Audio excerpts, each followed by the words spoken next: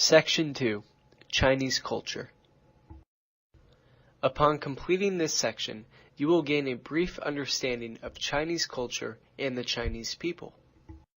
China is one of the oldest continuous civilizations in the world, with records dating back about 3,500 years.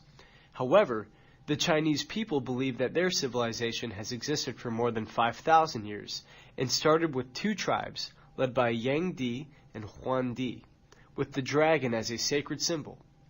This is why Chinese people call themselves the descendants of Huang, or the descendants of the dragon. Therefore, most Chinese people highly value the unification of China. The Qin dynasty united all nations in China at about 200 BC and became the first agricultural empire in Chinese history.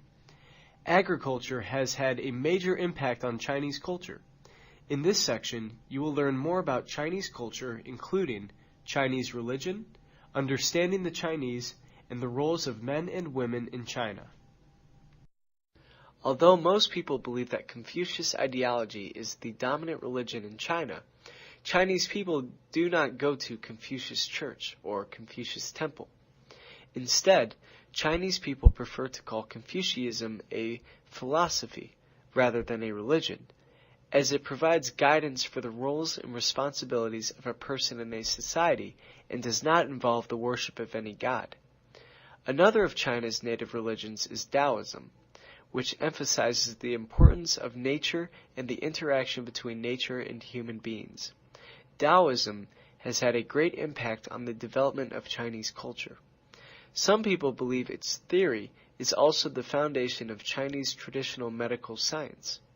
Another religion is Buddhism, which was introduced into China 2,000 years ago and became the dominant religion around 600 AD, when it was declared the national religion.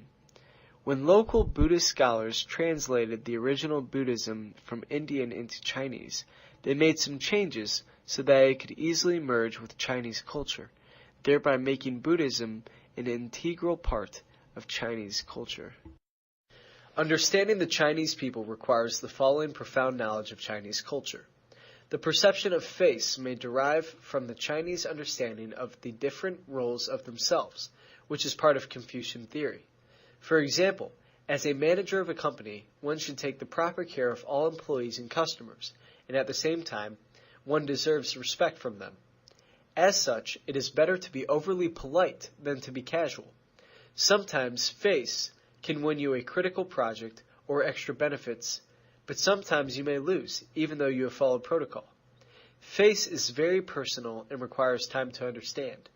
For this reason, you must make friends before doing business in China. Another word for guanqi is relationship, but guanqi is much broader than relationship. This, too, is one of the deep-rooted Eastern cultures, distinguishing the market economy in East Asia from that of the rest of the world. Like the perception of face, guanqi can also determine the success of your business. As with the idea of face, guanqi makes it important to make friends before talking to Chinese business partners.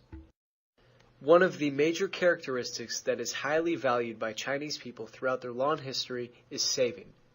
However, this is changing slowly under the market economy. Since most Chinese people view saving as a virtue, Chinese people maintain a very high savings rate.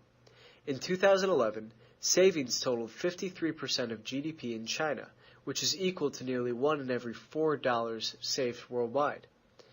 Chinese household savings were the highest in the world at more than 50% of GDP in 2012. The reason for the high savings rate may be preparation for future uncertainties, as well as housing, marriage, and other major investments. Additionally, a lack of Social Security and medical insurance create the need for personal savings. Nearly 70% of Chinese private companies raised funds through their personal or family savings. However, the situation is changing in recent years, partly due to the increased economic perspective and partly due to changing financial conceptions, especially among young people. The younger generation has discovered the allure of credit cards, which may contribute to the decrease in their savings rates. Furthermore, Younger Chinese have more leisure time than previous generations and spend much of it traveling. International travel has become increasingly popular. Top destinations include Singapore, Thailand, and Malaysia, where Chinese money is accepted and Mandarin is spoken. Despite their savings habits, Chinese business people tend to invite customers to the best restaurants and host them in the best hotels to show their hospitality.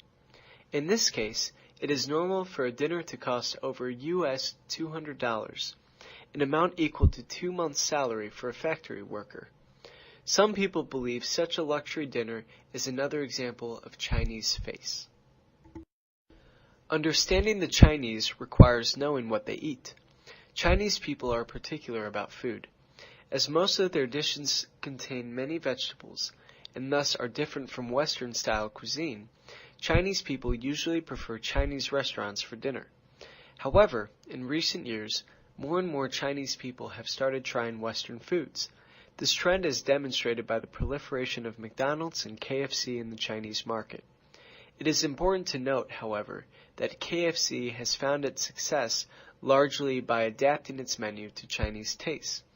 KFC is now the largest fast food chain in China, with over 3,200 franchises, overshadowing McDonald's in popularity and sales. RGP is one of the leading manufacturers and marketers of widgets in North America. It founded a branch in Hong Kong when it entered the local market in the early 1980s. Since the market in mainland China is expanding rapidly, RGP feels more and more pressure to enter China's market. As it did when it first came to Hong Kong, RGP hired a consultant from the United States at the expense of a few hundred US an hour, aiming to settling up a new branch in Guangzhou, one of the major cities in South China. The consultant researched all the laws and regulations and quickly made suggestions based on his research. However, following the suggestions, it would take RGP a few years of preparation before the new branch could actually open. Finally, RGP turned to Mr. Chen, a local business person, for help. Mr. Chen just graduated from the Eli Broad MBA program at Michigan State University. He is very familiar with both the American and Chinese business environments.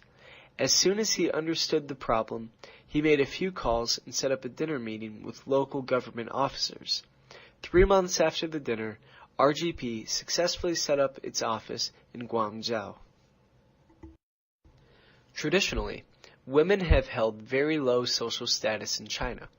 Husbands were defined as the family leader, and wives were required to stay at home taking care of the husband and children. This situation has existed for centuries and is strengthened by Confucius theory.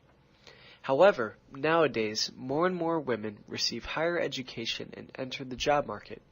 In addition, in most parts of China, it is common for the wife to control the family's finances. By now, you should be able to understand the characteristics of Chinese people from different perspectives. You should note the role of religion and the concepts of money, guangqi, and cuisine when you are doing business in China. It is important to understand and remember that Chinese culture varies across regions, but the basics remain constant.